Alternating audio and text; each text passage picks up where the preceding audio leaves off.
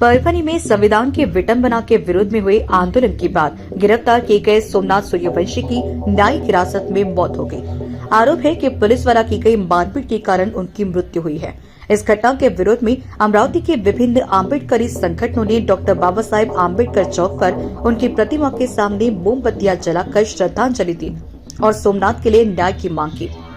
अमरावती शहरामध्ये मध्यवस्तीमध्ये असणाऱ्या डॉक्टर बाबासाहेब आंबेडकर चौकामध्ये परभणी येथे संविधानाची मोडतोड करण्यात आलेल्या माथा फिरूचा निषेध करण्यासाठी परभणीमध्ये जो उद्रेक झाला आणि त्यामध्ये सोमनाथ सूर्यवंशी या कायद्याचा अभ्यास करणाऱ्या तरुणाचा नाहक बळी गेला।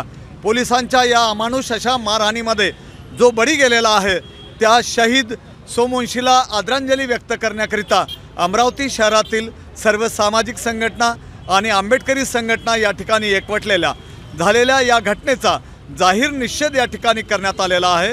सोमवंशीच्या परिवाराला 1 कोटी रुपयाची मदत करावी आणि सोबतच त्याच्या परिवारातील एकाला सरकारी नोकरीमध्ये सामावून घ्यावं आणि ज्या पोलिसांनी आणि ज्या प्रशासनाने हे वातावरण चिघळवलं त्या सर्वांना निलंबित करण्यात यावं आणि त्यांच्यावरती कठोर अशी कारवाई करण्यात यावी ही मागणी या ठिकाणी करण्यात आलेली आहे। Bureau report, news first.